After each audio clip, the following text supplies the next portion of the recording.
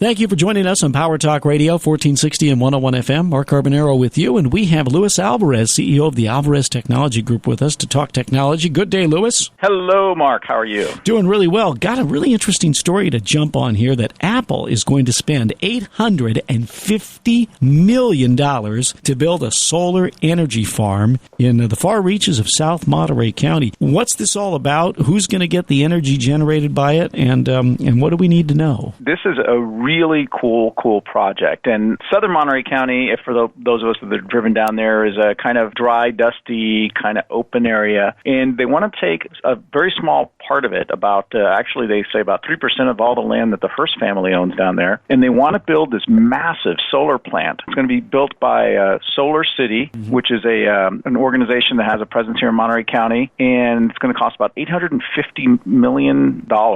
That's going to be funded by Apple. And the idea is that the 130 megawatts of electricity from this project will be used by Apple to power their facilities up in the Bay Area as well as all their retail stores in California. Well, how are they going to direct that power towards that end? Or is this going to be the kind of thing where they're going to sell the power back to PG&E and it will offset what they're paying for their electrical uses throughout the state? Yeah, that's pretty much the way it works is when you buy power, and all of us actually have the ability to buy power from different sources, but the reality is all you're really doing is, it all gets mixed into the system, but you get the credit of buying the power from that particular provider, and then somehow PG&E does all the math for you. Mm-hmm. So the electricity that they will get from this plant will be put onto the grid just like all the power in California, and they'll get credit for having purchased it from this particular facility. So it's really not possible, unless you have the solar array sitting on your roof, on your own property, it's really not possible for Apple to run a line, like a power cord, from that solar array in Parkfield all the way up to Cupertino and power their facility. So it's a kind of thing where we use this amount of megawatts between all of our stores and our headquarters. We're using exactly this amount of megawatts. So we're going to build a facility to offset that so that we become carbon neutral. Exactly. And part of the process, there's got to be some big tax credits for that. I was about to say, part of the benefits, right? Because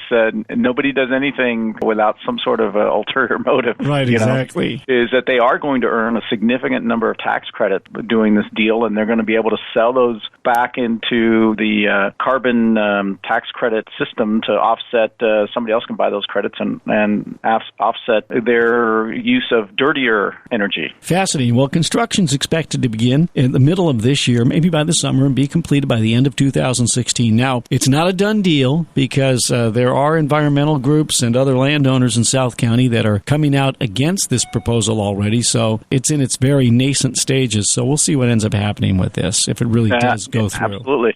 Okay. Well, Luis, I appreciate you joining us to talk about that. When we get back together again on Saturday, how about if we talk about omnipotent hackers tied to NSA hiding for 14 years found at last? AlvarezTG.com on the web, at AlvarezTG is the Twitter handle. And Luis, what's the toll-free number for the I-Team? Give us a call at 866-78-I-TEAM. That's 866-784-8326. Thank you, Luis. Thank you, Mark. Thank you, Luis. Thank you.